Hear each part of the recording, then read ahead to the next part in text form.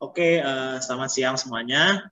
Pada kesempatan kali ini, saya mau berterima kasih juga untuk Ace Commerce yang memberikan saya kesempatan nih untuk sesi diskusinya mengenai how to import from China ya. Boleh di slide selanjutnya?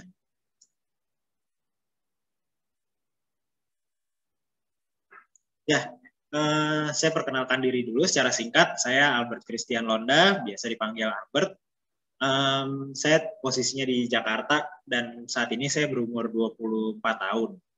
Nah, saya sendiri merupakan bagian dari tim Business Development Asia Commerce, di mana saya biasa bertanggung jawab dalam bidang impor atau juga product sourcing.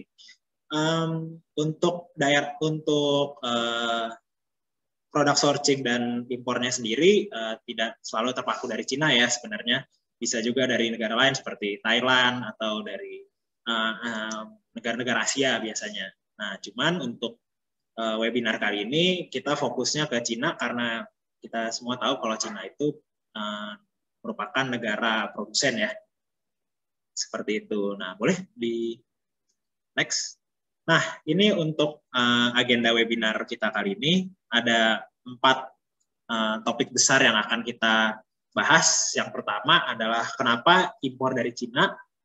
Yang kedua, tips memilih produk untuk diimpor. Dan yang ketiga, bagaimana sih flow impor dari Cina sendiri. Dan yang terakhir adalah problem-problem seperti apa yang biasanya kita hadapi ketika kita mau melakukan kegiatan impor atau memasukkan barang dari Cina, beserta juga dengan solusinya. Seperti itu. Nah, next. Nah, kita masuk ke topik pertama. Kenapa sih impor dari Cina? Nah, yang pertama karena barang-barang di Cina sendiri harganya bisa kita lihat sangat murah. Jadi perbandingan harga di Cina itu sangat jauh dibanding negara-negara produsen lain, misalkan seperti Thailand. Apalagi dengan perbandingan harga di Cina. Nah, di slide ini saya memberikan contoh. Di sini ada catokan. Nah, ini harganya di Cina itu adalah 30 yuan atau sekitar 60.000. Sementara harga di marketplace Indonesia, di sini saya langsung screenshot, itu harganya ada di sekitar range 260.000. Jadi harganya ini sangat jauh sekali ya bedanya. Hampir 3 atau 4 kali lipat. Gitu. Next.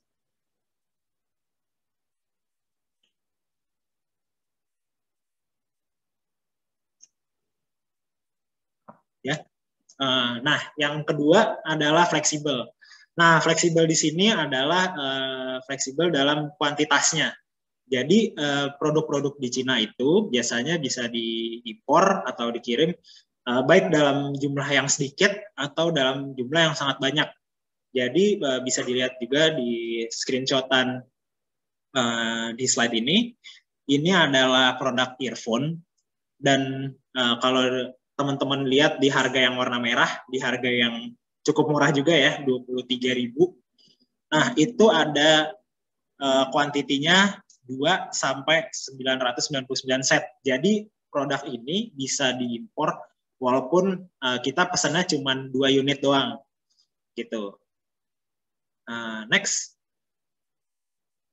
Nah, selanjutnya aku akan kasih juga tips untuk memilih produk. Jadi yang pertama itu adalah kita harus perhatikan branding kita juga ya. Jadi branding di sini adalah maksudnya pilih produk yang sesuai dengan branding usaha kita, atau juga kalau misalkan kita nggak ada usaha atau nggak ada online shop yang kita cuma mau white label juga, kita juga bisa pilih produk yang bisa kita branding sendiri karena itu akan cukup memudahkan kita untuk memasarkannya. Kalau misalkan seperti yang kita tahu ya, kalau misalkan barang-barang yang nggak ada brandnya itu bisa bersaing di pasaran itu dengan harga yang lebih murah gitu. Jadi impornya lebih murah, jualnya juga bisa dengan harga yang lebih murah juga gitu. Yang kedua adalah pilih produk yang sustain atau dibutuhkan kapanpun dan dimanapun. Jadi jangan cuma lihat produk yang hype atau yang lagi ngetren doang.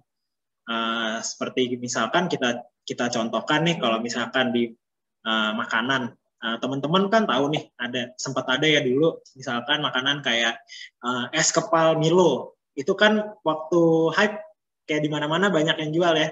Tapi seperti yang kita lihat sekarang, es kepal Milo itu udah benar-benar susah banget dicari dan nggak ada peminatnya. Jadi sama juga dengan kegiatan impor atau jualan.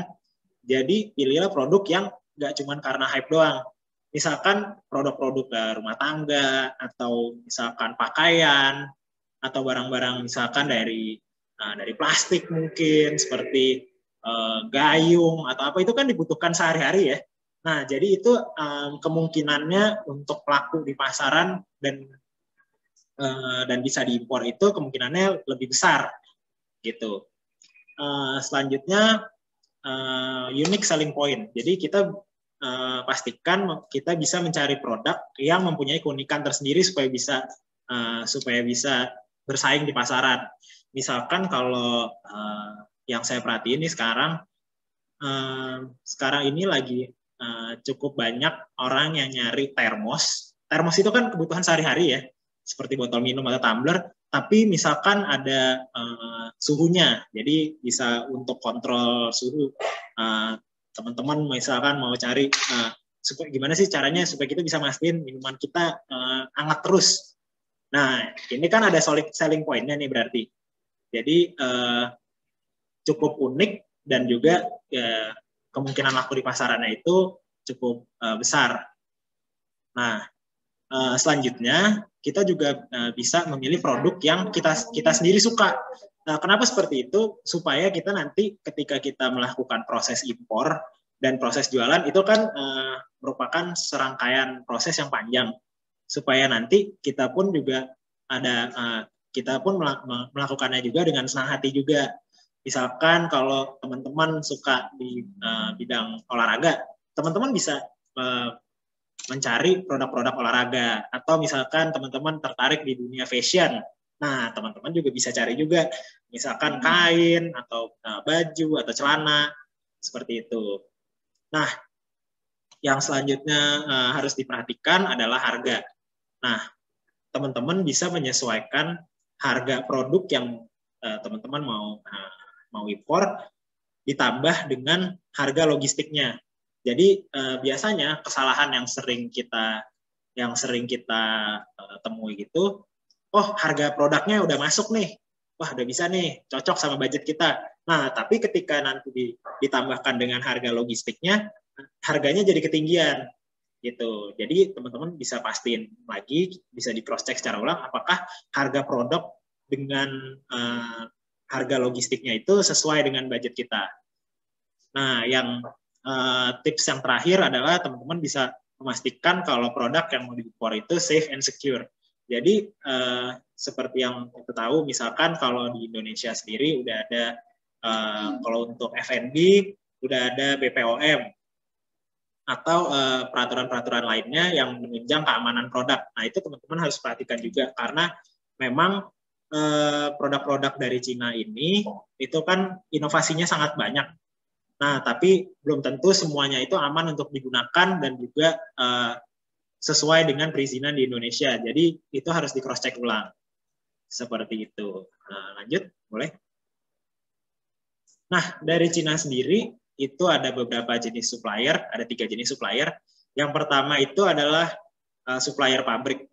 Jadi supplier pabrik itu cocok untuk teman-teman yang punya brand sendiri. Misalkan kayak teman-teman punya produk parfum, misal. Nah, botol parfumnya mungkin mau diimpor dari Cina. Nah, itu kita bisa cari dari supplier pabrik. Kenapa dari supplier pabrik? Karena dari supplier pabrik itu biasanya barangnya bisa di custom dan juga harganya itu bisa menyesuaikan juga. Seperti itu. Nah, yang kedua adalah supplier wholesale. Nah, ini cocok untuk teman-teman yang dagang grosiran. Kenapa seperti itu? Karena supplier wholesale itu biasanya mempunyai produk-produk yang banyak variasinya, gitu. Jadi seperti kita belanja grosiran tapi dalam jumlah yang lebih besar. Nah, yang ketiga adalah supplier retail. Jadi supplier retail itu adalah supplier yang biasa menjual barang-barangnya di e-commerce, gitu. Jadi ini juga cocok untuk teman-teman yang punya online shop juga, seperti itu. Nah, next boleh. Nah, gimana sih caranya supaya kita bisa menemukan supplier-supplier yang tadi aku sebutkan? Nah, di Cina itu udah ada berbagai marketplace tempat kita biasa menemukan supplier. Di sini aku udah menuliskan 5 web marketplace di mana suppliernya itu trusted dan cukup terjamin. Dan kelima-limanya supplier ini itu mempunyai keunikannya masing-masing. Jadi yang pertama adalah Taobao. Ini adalah web khusus untuk supplier retail. Yang kedua ada 1688. Ini adalah kumpulan dari supplier yang menjual secara grosiran. Yang ketiga ada Alibaba. Nah, mungkin kalau Alibaba teman-teman udah cukup sering dengar ya. Nah, jadi ini adalah marketplace yang biasanya supplier itu menjual produk-produk white label. Jadi teman-teman bisa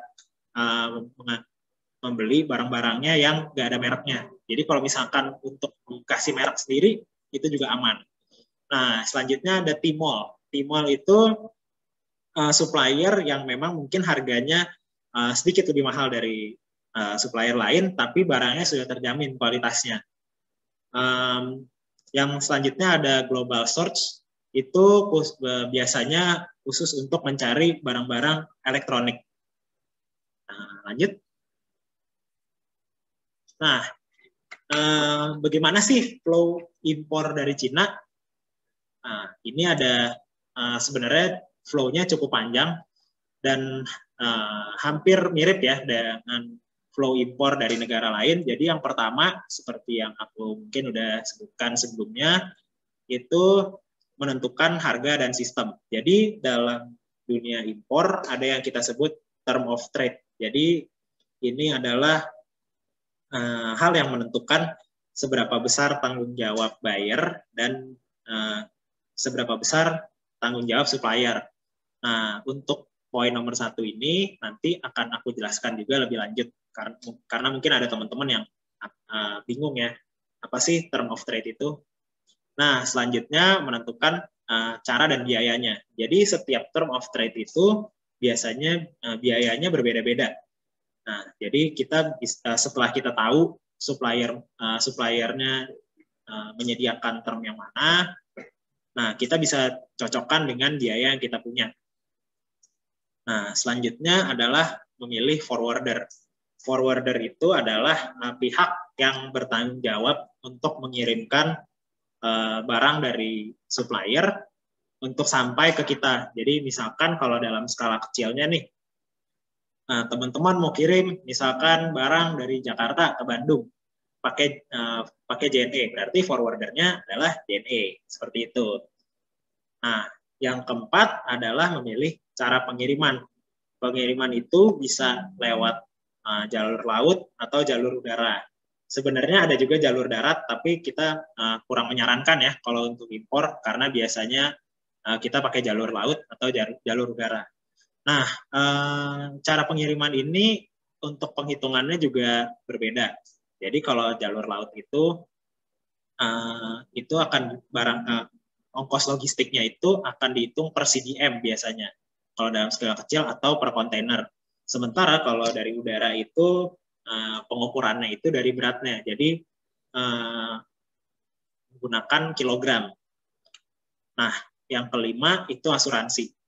Karena sekecil apapun resikonya dalam kegiatan impor, itu pasti ada resiko yang kita tanggung. Jadi pastikan teman-teman itu mengasuransikan pesanannya. Dan yang keenam, itu kita harus memahami juga peraturan kepabean. Jadi dalam sistem bea cukai kita atau sistem ekspor impor kita, pemerintah itu sudah menentukan peraturan-peraturan yang wajib kita taati. Karena kalau kita sampai skip atau kita nggak taat, itu barangnya kemungkinan besar nggak akan sampai ke kita. Bisa jadi ke di pelabuhan, atau disita, dan lain sebagainya. Next, boleh. Nah, yang selanjutnya adalah menentukan cara pembayaran. Jadi biasanya ini kita sepakati bersama dengan forwarder ya. Jadi term pembayarannya seperti apa sih? Apakah DP dulu, atau langsung bayar di depan, atau nanti seperti apa? Nah, itu tergantung dari sistematika forwardernya juga. Yang selanjutnya, yang ke-8 adalah mengatur pengiriman barang. Jadi kita harus memastikan ke forwarder bahwa dokumen atau informasi yang kita perlukan terkait produk-produk ini yang kita mau impor itu sudah lengkap, gitu. Seperti misalkan nanti ada invoice-nya kah, apa brosurnya, seperti itu. Nah, selanjutnya baru melengkapi dokumen dan perizinan. Nah, setiap barang itu mempunyai dokumen dan perizinan yang berbeda-beda. Jadi nanti teman-teman akan diberitahukan nih, misalkan teman-teman mau impor karpet, karpet nanti ada perizinan mengenai surveyor misal, atau nanti kalau misalkan teman-teman mau impor meja atau kursi, nanti ada harus ada perizinan impor dari kehutanan, seperti itu. Nah, yang selanjutnya adalah membayar biaya masuk dan mengeluarkan barang. Jadi ini adalah proses ketika barangnya sudah dikirim dan sudah sampai ke pelabuhan. Jadi kita harus mengeluarkan barangnya. Nah, yang selanjutnya, yang terakhir adalah terima barang. Jadi barangnya akan dikirimkan ke alamat tujuan. Seperti itu flow-nya. Flow-nya jadi cukup panjang dan agak sistematis. Oke, lanjut, boleh. Nah, ini adalah beberapa term of trade yang tadi kita bahas di poin nomor 1. Nah, kalau di Indonesia sendiri ada 3 macam term of trade yang biasa dipakai atau disepakati antara buyer dan juga seller. Yang pertama adalah ex-work. Nah, kalau ex-work itu jadi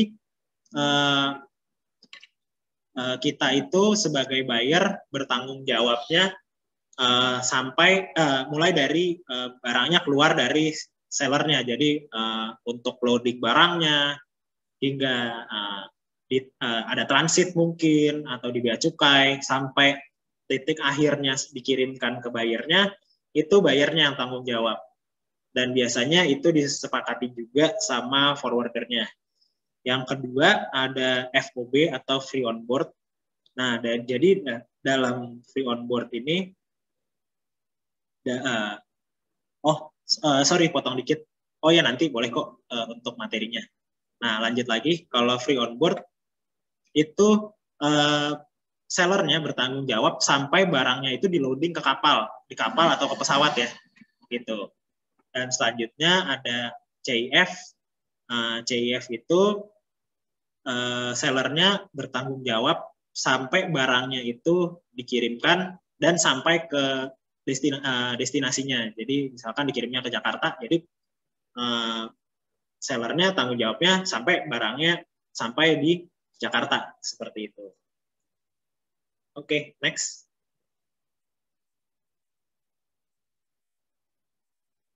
Nah, ini ada jenis pengangkutan. Ini adalah jenis pengangkutan kalau kita menggunakan jalur laut. Jadi yang pertama adalah full container load, atau yang biasa kita sebut FCL. Jadi ini adalah pesanan dalam jumlah besar. Jadi barang-barang teman-teman nih itu akan dikirimkan dan diukur berdasarkan kontainer. Jadi untuk kontainernya sendiri ada 3 jenis. Yang pertama adalah kontainer 20 feet, yang kecil kalau di gambarnya itu yang paling kiri. Dan kalau yang kedua ada kontainer 40 feet, itu adalah kontainer yang berukuran besar. Dan yang terakhir ada kontainer 40 feet HQ. Jadi ini adalah jenis kontainer yang paling besar. Ini kalau misalkan teman-teman sekali lagi impor dalam jumlah yang sangat banyak. Nah, kalau teman-teman impornya dalam jumlah sedikit, berarti menggunakan sistem yang kedua, yaitu less container load atau LCL. Jadi muatannya itu tidak mencapai 1 kontainer penuh. Nah, bagaimana cara mengukurnya? Mengukurnya itu jadi dengan CBM. Nah, satu CBM itu ukurannya ada sekitar 1,2 meter kali 1,2 meter kali 1,2 meter. Nah, itu biasanya ukuran kotak kecil yang nanti akan dimasukkan ke kapalnya seperti itu. Nah, kalau ini sekali lagi aku jelaskan untuk term dari pengiriman dari lewat jalur kapal. Kalau misalkan dari udara, sekali lagi menggunakan sistemnya kilogram. Gitu. Jadi nggak pakai FCL atau LCL. Oke, lanjut. Nah, masuk masalah problem dan solusi. Nah, oke, lanjut. Nah, dalam sistem impor dari Cina, biasanya kita menemukan berbagai masalah ya. Karena emang kita akan berhubungannya juga dengan orang-orang yang cukup jauh dan kita nggak kenal. Nah, yang biasa kita hadapi pertama adalah masalah peraturan dan perizinan. Nah, dalam mengurus peraturan dan perizinan itu, kalau untuk di Indonesia itu sistemnya cukup ketat. Jadi setiap barang itu mempunyai kode-kode sendiri yang biasanya kita sebut dengan HS code. Nah, itu bisa dicek di internet. Nah, itu adalah gunanya untuk mengetahui perizinan seperti apa yang dibutuhkan dalam mengimpor satu barang. Karena meskipun barangnya sama, kalau materialnya berbeda, perizinannya juga berbeda. Misalkan kita mau kirim botol plastik dengan botol metal atau aluminium, itu bisa berbeda. Atau meskipun materialnya sama, tapi barangnya berbeda, perizinannya juga bisa berbeda.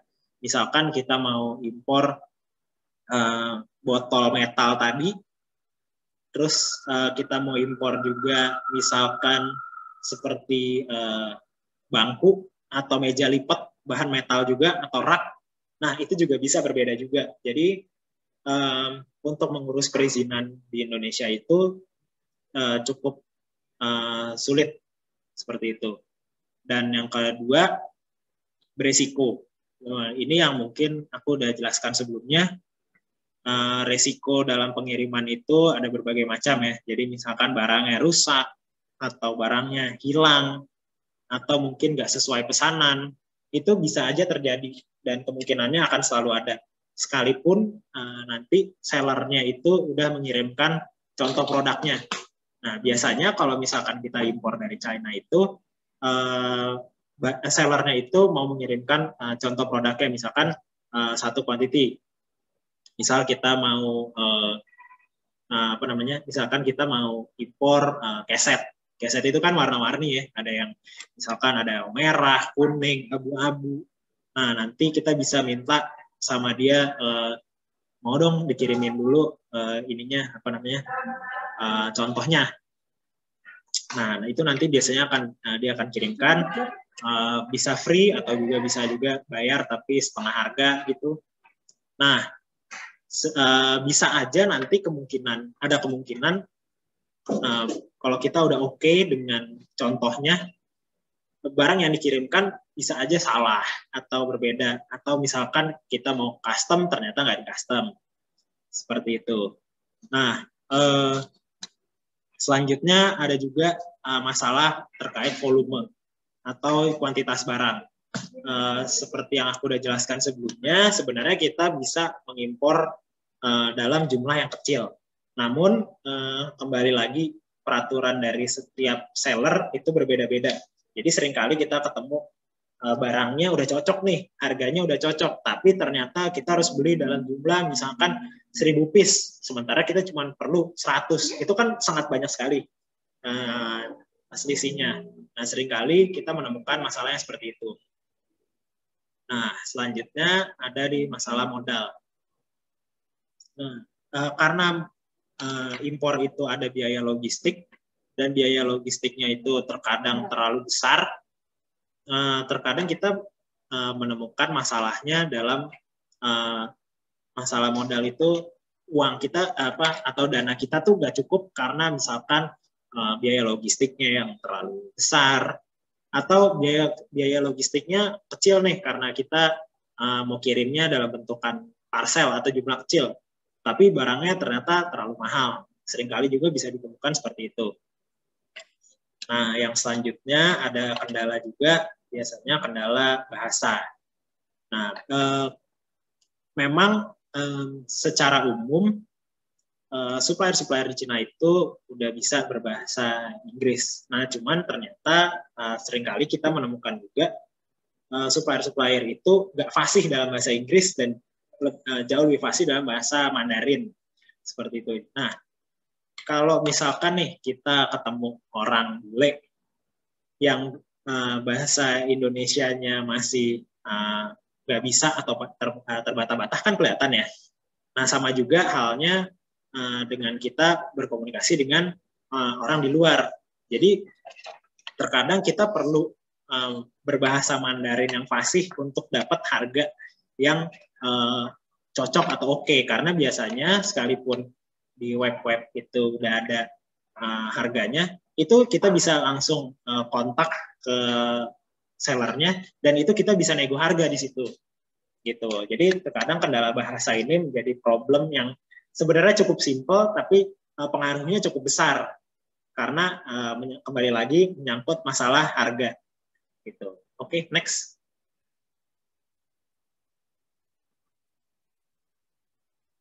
Oke.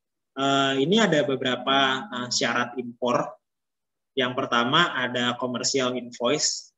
Jadi setiap kita mau mengirimkan barang dari luar, itu kita harus ada commercial invoice. Commercial invoice itu adalah invoice yang kita dapat ketika kita beli barang. Jadi ada di situ ada secara detail barangnya apa, jumlahnya berapa, dan harganya berapa.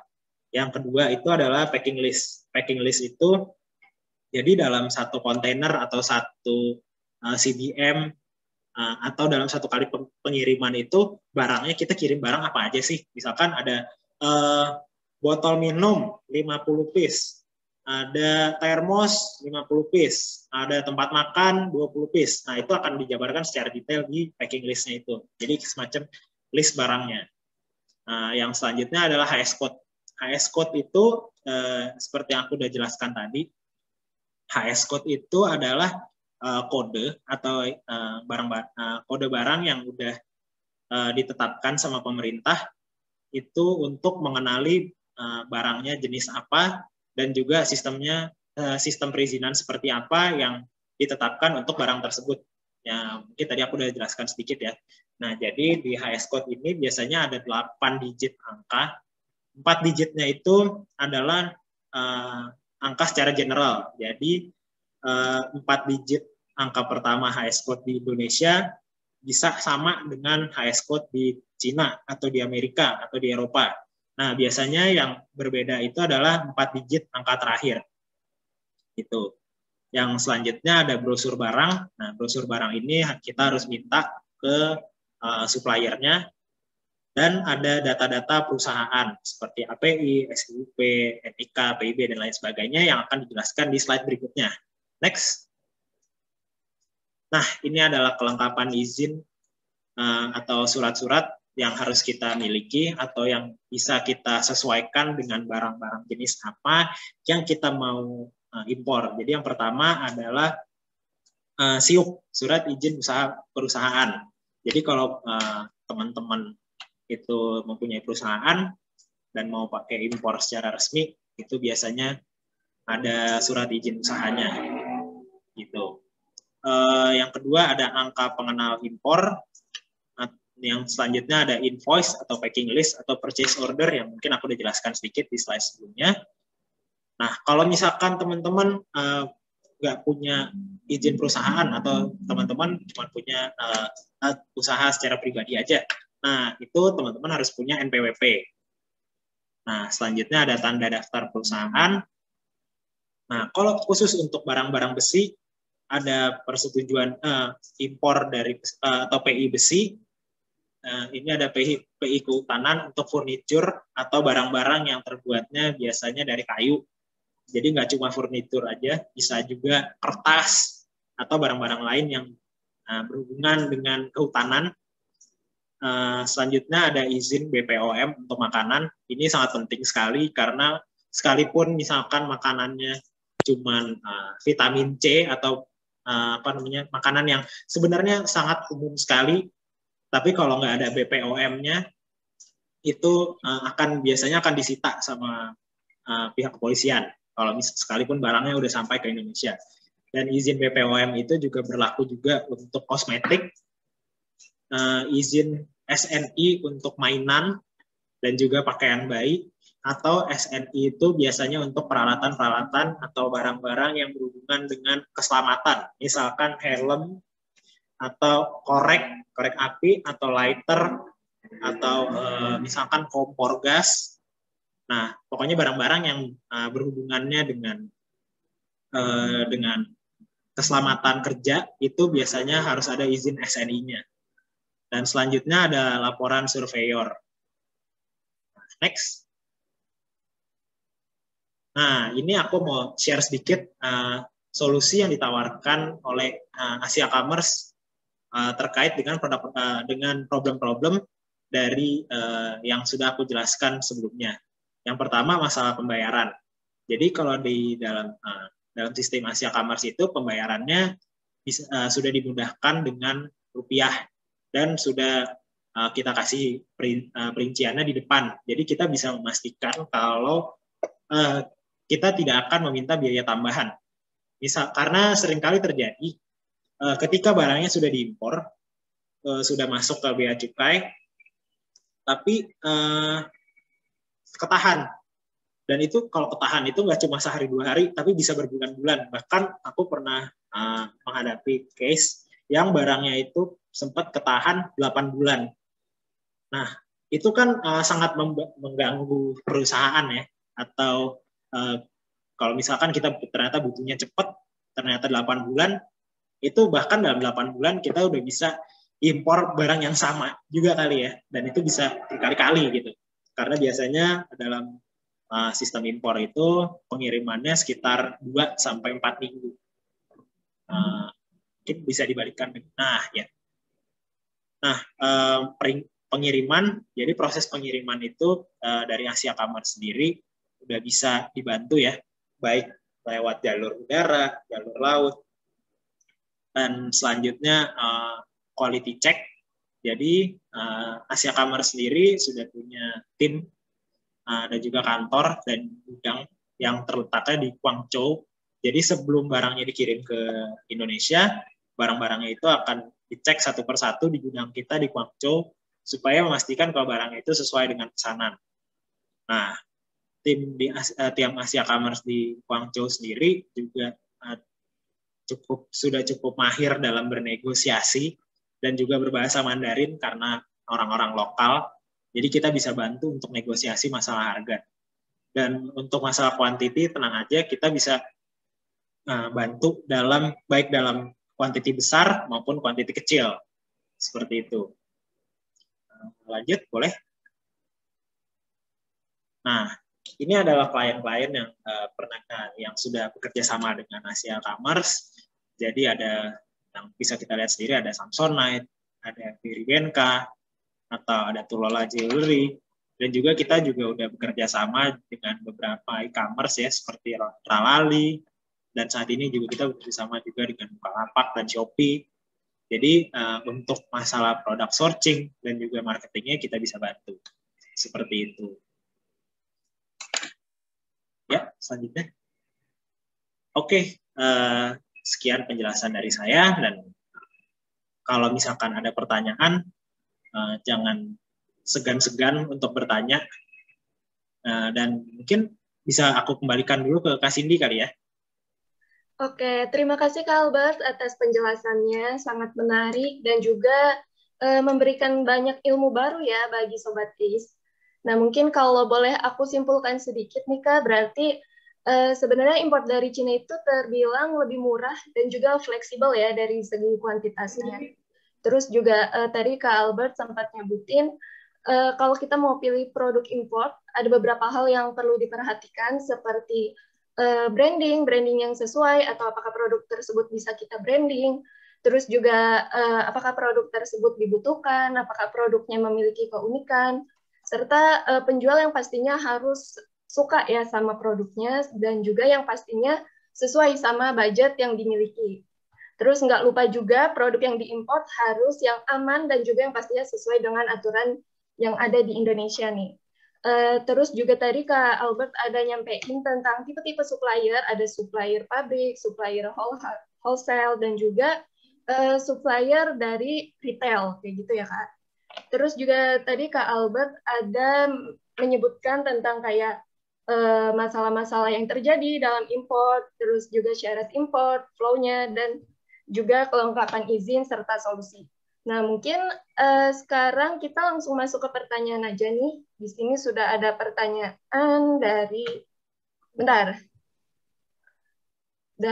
Bapak, aduh, nggak bisa di-scroll. Dari Bapak Ahmad Muhaimin, izin bertanya Kak, bagaimana cara menghindari resiko penipuan dalam melakukan impor? Terima kasih. Boleh langsung dijawab Kak? Oke, aku coba bantu jawab ya. Untuk menghindari risiko penipuan dari ketika melakukan proses impor. Jadi dalam proses impor sendiri kita kan akan kita nih sebagai penerima barang akan berhubungan dengan dua pihak. Yang pertama adalah pihak forwarder dan yang kedua adalah pihak dari sellernya atau supplier barangnya. Nah, untuk menghindari penipuan itu seperti apa? Yang pertama, kita harus pastikan dulu kalau supplier barang-barang kita di Cina itu merupakan supplier yang trusted. Ya. Nah, gimana cara memastikannya? Sebenarnya cukup gampang karena dalam kita mencari produk itu website-website yang aku tadi udah sebutkan itu adalah website-website yang udah trusted dan untuk reviewnya sendiri kita juga udah bisa langsung lihat di websitenya. Itu adalah untuk ininya ya, untuk suppliernya. Nah, kalau untuk forwardernya sendiri, pertama selain memastikan dengan Google, kita juga harus, aku sangat merekomendasikan untuk menggunakan forwarder atau importir yang resmi. Kenapa yang resmi? Karena kelengkapan datanya itu jelas. Jadi kita bahkan bisa minta untuk sampai faktur pajaknya atau invoice-nya, dan kita bisa benar-benar memastikan dari dokumen-dokumen tersebut kalau importir itu adalah importir yang resmi. Karena nanti ketika kita mentransfer uang kita ke forwarder, kita bisa minta untuk buktinya kalau uang kita itu udah ditransfer juga ke suppliernya gitu. Jadi untuk meminimalisir risiko penipuan ada dengan cara pastikan kita menggunakan importir yang resmi seperti itu. Dan selain itu kalau misalkan kita memakai importir yang resmi, itu juga kita bisa sebelum kita transfer uangnya, kita juga bisa minta invoice-nya dan kita bisa memastikan juga kalau dia benar-benar terpercaya seperti itu. Kalau misalkan, aku tambahin sedikit, kalau misalkan emang benar-benar mau pasti banget, kita bisa minta ininya sih, portofolionya. Misalkan barang-barang seperti apa sih yang udah pernah diimpor sama importir atau forwardernya. Nah, langsung aja kita bisa cross-check juga. Dia impornya dia kasih ke siapa.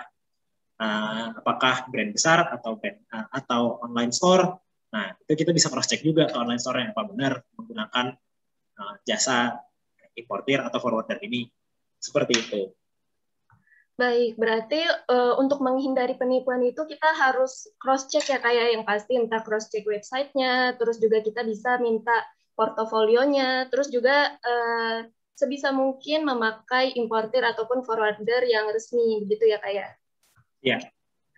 Oke, nah selanjutnya nih Kak, ada pertanyaan lagi dari Bapak Muhammad Basori. Apakah produk yang dijual ada standar kualitas seperti SNI yang berlaku di Indonesia? Mungkin tadi ada sedikit dijelasin ya Kak ya? Oh ya, aku coba bantu jawab lagi ya.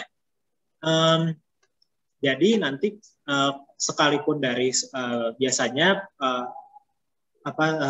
standar kualitas seperti SNI yang aku jelasin tadi itu biasanya kita bisa urus dari dari forwardernya. Biasanya forwarder itu akan membantu mengurus standar kualitas atau SNI-nya. Jadi kan kalau misalkan standar kualitas di setiap negara itu kan bisa berbeda-beda. Misalkan kita mau impor helm. Kalau di sini kan udah ada nih tulisannya nih, helmnya ada tulisannya SNI, atau korek juga biasanya ada SNI. Nah, kalau di Cina itu kan belum tentu ada, belum ada tulisan SNI-nya gitu. Nah, itu kita bisa kalau dari standarnya sendiri kita bisa minta untuk pastiin dari sananya karena bisa di quality control juga. Dan untuk masalah perizinannya itu bisa dibantu juga dengan forwardernya seperti itu. Baik, berarti bisa diminta untuk pastiin dari forwarder atau importirnya ya Kak ya? Ya.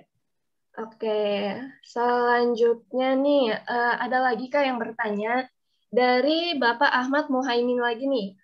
Untuk mencoba belajar impor, apakah bisa dibantu Kak? Di sini saya selaku mahasiswa dengan modal minim, apa bisa melakukan impor? Terima kasih. Oh ya, oke. Bisa banget kok untuk kita bantu karena pada dasarnya kegiatan impor itu nggak harus selalu dalam jumlah yang besar seperti yang aku udah jelaskan tadi ya. Nah, jadi bisa juga dalam kuantiti yang kecil. Cuman memang balik lagi keuntungan jika kita impor barang dalam kuantiti besar, biasanya akan lebih besar. Tapi nggak menutup kemungkinan juga untuk barang yang untuk teman-teman yang mempunyai modal yang kecil. Jadi pada dasarnya ketika kita mau belajar untuk impor, ketika kita udah tahu untuk kita tahu barangnya kita mau impor apa atau dengan term apa, itu sebenarnya bukannya kita yang harus menyesuaikan dengan produknya, tapi produknya yang harus menyesuaikan dengan kita. Jadi misalkan gini, kita punya uang 5 juta.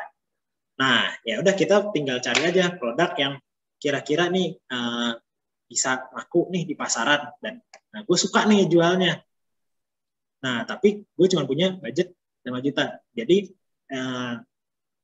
tinggal kita bisa mencari barang yang murah dengan jumlah MOQ yang nggak terlalu banyak. Jadi nanti ketika ditambahkan dengan biaya logistiknya, budget kita masih mencukupi gitu. Baik, berarti produk yang harus menyesuaikan dengan budget kita ya, Kak? Iya. Nah, mungkin aku pengen bertanya nih, Kak, menyambung dari pertanyaannya Kak Ahmad Muhaimin mengenai, apa namanya, belajar impor. Apakah kalau di e-commerce ini bisa dipandu, Kak, untuk belajar impor? Apalagi kalau ada yang masih baru, kayak belum paham nih tentang impor, kira-kira bisa dipandu gak ya, Kak? Oh, bisa banget dong kalau itu. Jadi kita selain menyediakan jasa impor, kita juga menyediakan jasa untuk consulting. Jadi kalau misalkan teman-teman mau ngobrol dulu nih, kira-kira sekarang barangnya yang lagi ngetren atau yang cocok untuk dipakai di hidup dan sustain itu apa sih dengan sistem marketing dan perdagangan sekarang itu seperti apa? Atau misalkan aku punya budget sekian nih, aku baru mau buka online shop, kira-kira gimana ya, apakah ada saran, itu juga kita bisa bantu banget. Karena selain menyediakan jasa impor, kita juga menyediakan jasa untuk sourcing dan juga consulting, seperti itu. Bahkan kalau misalkan nih teman-teman cuman punya, Kak, aku mau cari gambar, aku cuman pengen cari produk yang kayak gini, punyanya gambarnya doang nih, tapi juga nggak tahu nih produk apa, itu juga kita bisa bantu cari juga, seperti itu. Baik, nah mungkin untuk teman-teman nih yang baru pengen belajar tentang import atau pengen konsultasi, berarti bisa langsung nih konsultasi ke Asia Commerce, kira-kira gimana sih untuk import ya Kak ya? Ya, atau nanti aku boleh ini ya, apa namanya, tinggalkan email dan juga nomorku kali ya, jadi kalau misalkan ada teman-teman yang mau nanya, bisa langsung aja kontak ke nomor atau emailku, seperti itu kali ya. Oh iya, boleh. Mungkin bisa ditulis di kolom chat aja, Kak, biar bisa dilihat sama teman-teman. Oke. Baik, teman-teman mungkin yang lain ada yang mau bertanya lagi, masih bisa.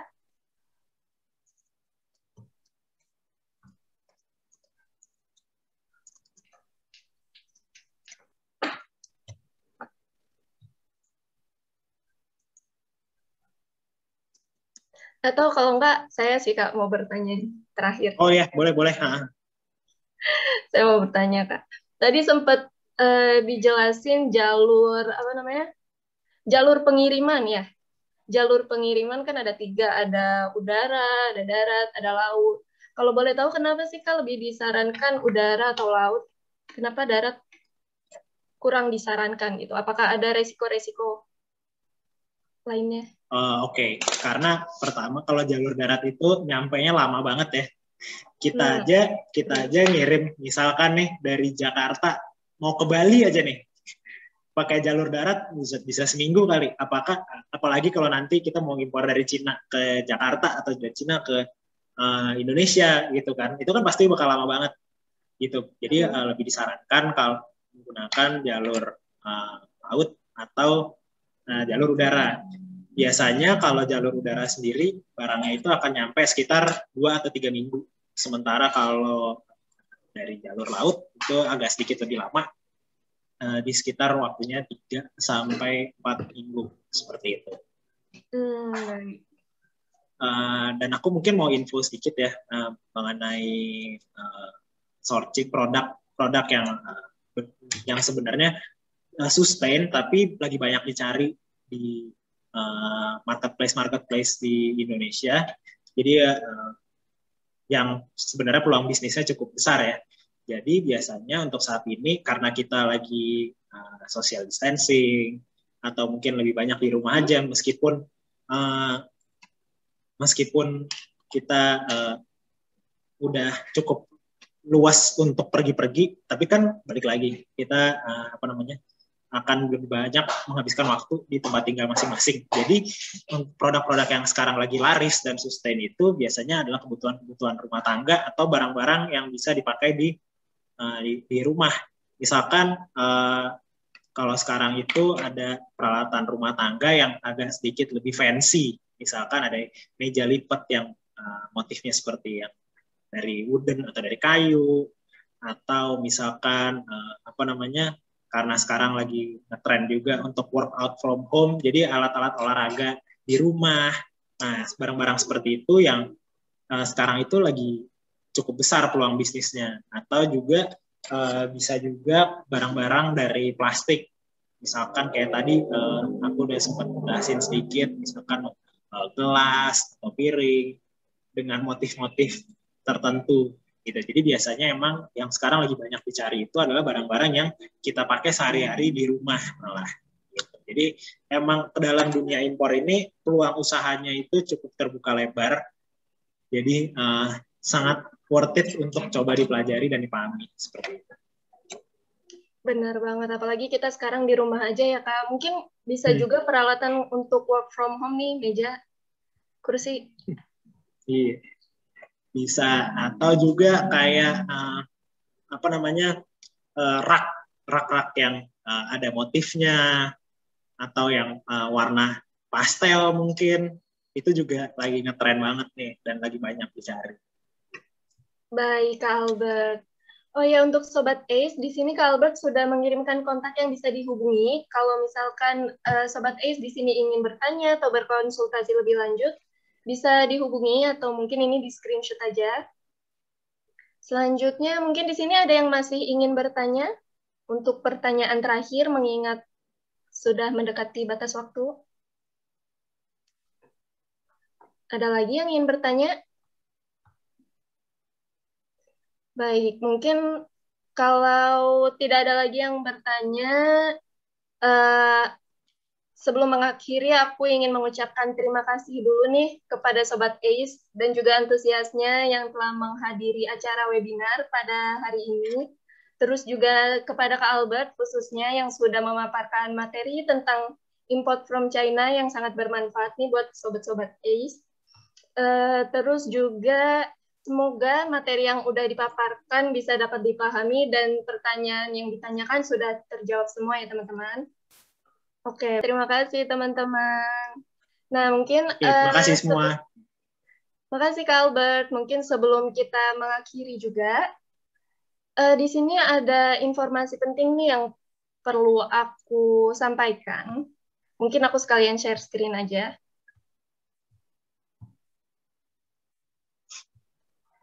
Nah, ini teman-teman, jadi e-commerce community nantinya pada tanggal 29 Mei 2021 akan mengadakan workshop nih tentang ekspor. Jadi nanti kalian akan belajar secara intensif dan juga praktikal mengenai mengenai tema mengupas habis tata cara ekspor dari nol tanpa modal. Jadi bagi kalian yang tertarik tentang ekspor, ingin belajar lebih lanjut tentang ekspor, boleh banget untuk mendaftar ke workshop ini. Workshop ini akan diadakan selama 1 bulan. Dan juga bagi teman-teman yang memang berminat juga tertarik sekali, nantinya akan ada potongan bagi 10 pendaftar pertama dari peserta webinar ini sebesar Rp50.000. Gitu. Jadi kalau yang berminat bisa di screenshot karena di sini ada link registrasinya di bit.ly/exportclass. Bisa di screenshot ya teman-teman. Sudah? Mungkin kalau sudah dari Kak Albert mungkin ada closing statement Kak sebelum selesai ini. Oke, sebelumnya aku mau ngucapin juga terima kasih karena teman-teman sudah mengikuti webinar ini dari awal sampai akhir. Kalau misalkan ada pertanyaan tambahan atau misalkan pengen lebih tahu lebih detail lagi, jangan sungkan-sungkan untuk chat atau menghubungi kami di Asia Commerce ini. Sebenarnya kalau meskipun prosesnya sangat panjang, tapi proses ekspor impor itu cukup mudah dipahami dan juga bisa menjadi peluang bisnis yang sangat besar. Jadi jangan segan-segan untuk mencoba dan jangan pernah takut untuk salah sih kalau dari aku. Sekali lagi aku mengucapkan terima kasih atas sebesar-besarnya. Baik, terima kasih Kak Albert atas closing statement-nya. Nah, teman-teman di sini jangan lupa follow Instagram kami, yaitu e-commerce ID. Terus juga bagi yang ingin join nih ke grup komunitas, bisa langsung aja join melalui link yang sudah dibagikan. Atau yang ingin mendaftar menjadi reseller, juga bisa langsung daftar melalui link yang akan dibagikan, yang sudah dibagikan maksudnya. Nah, mungkin akhir kata dari aku ingin mengucapkan terima kasih kepada Sobat ACE, Kak Albert, dan semuanya. Mohon maaf apabila ada kekurangan, mungkin banyak sih sebenarnya. Mohon maaf dan terima kasih ya. Sampai berjumpa di webinar berikutnya. Terima kasih.